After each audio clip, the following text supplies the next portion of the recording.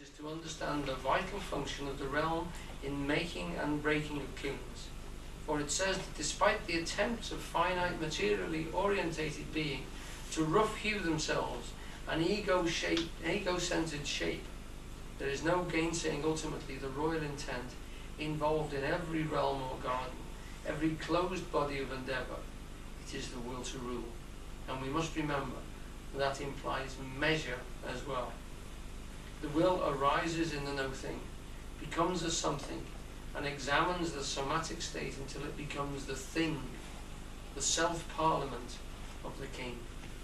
So kingship is knowing of ourselves. That organisation is a greater knowing of ourselves.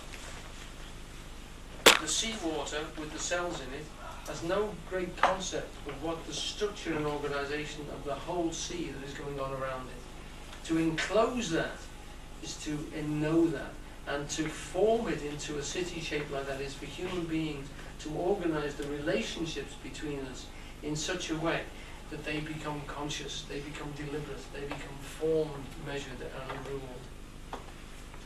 So that we know ourselves much better in a civilised situation than we did before. We form ourselves much better, much more consciously. Unfortunately, we are responsible for ourselves, and we're not in that sense fed so divinely as before, because in becoming responsible for ourselves, we lose sight, we lose track, we lose contact with that divine, if you like, instinct that ran us before in the natural world. So that when we look at animals, we see them in their situation as being far more integrated into their environment. And we've lost that because we have to integrate ourselves deliberately into our environment, and that means we have to form it in our human-centered situation. But an animal out of its environment is completely unintegrated and finds it very, very difficult to adapt. We adapt incredibly quickly. Eugene once said to me, when we want to dig, we pick up a spade. When we don't want to dig, we put it down again. A mole can't do that. It's got spades on the ends of its arms. So it can do very little other than dig. I watched one the other day. They really do dig. They move through the ground really quite quickly. It's amazing what they can do. You know. But a good man with a shovel can make a heck with it. But we can put it down and then play the violin.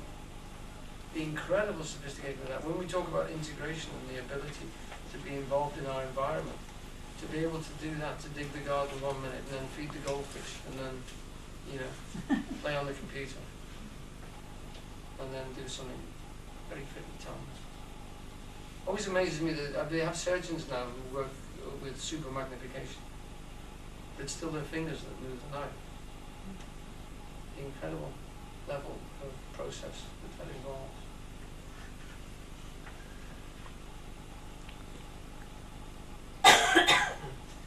Right.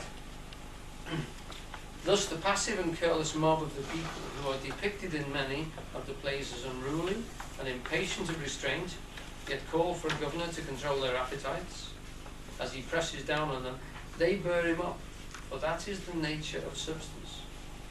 It stands under the realm, supports the king, but only when, in return for its support, the king commits himself to the service of rule.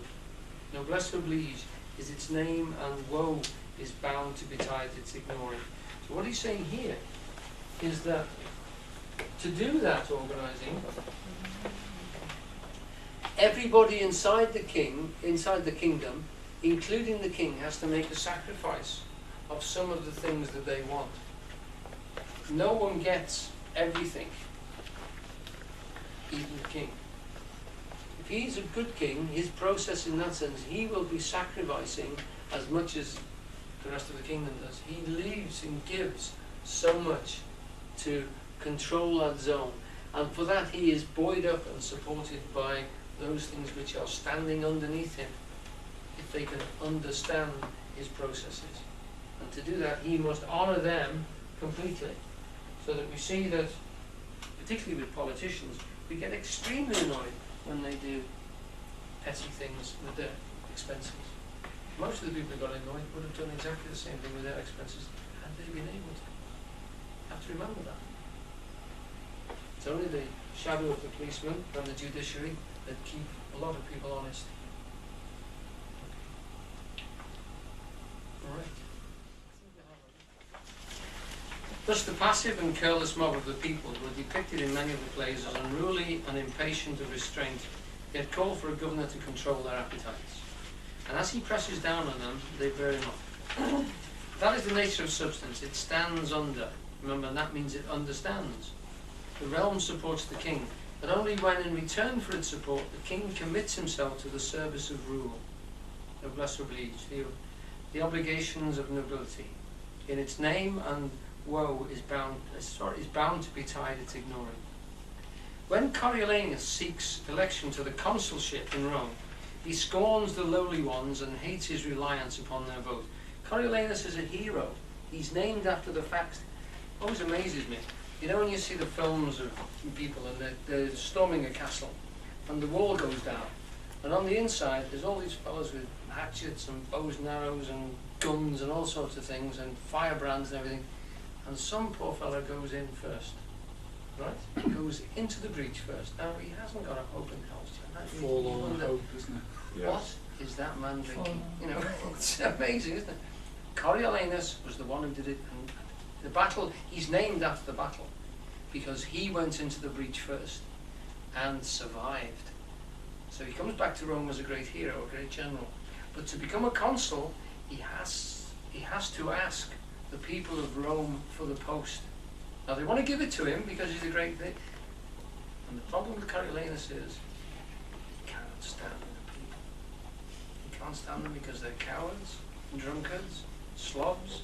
He loathes them, but he wants to be consul. And he has to put on a robe of penitence. He has to dress like a poor person and go and ask the consul, ask the people if he can represent them as a consul.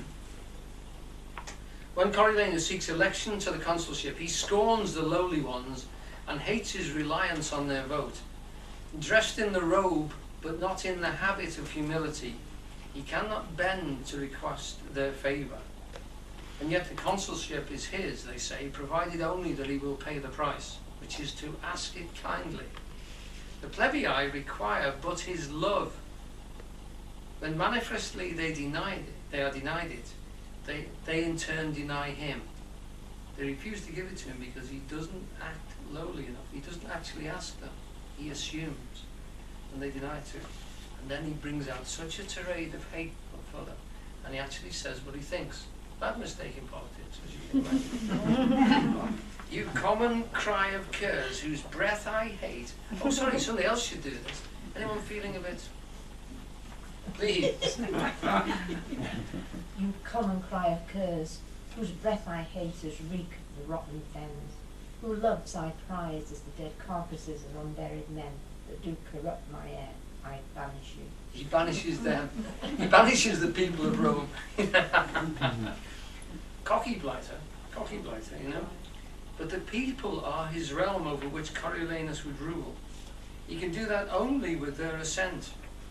When they refuse and he banishes them, he banishes himself from the commonwealth.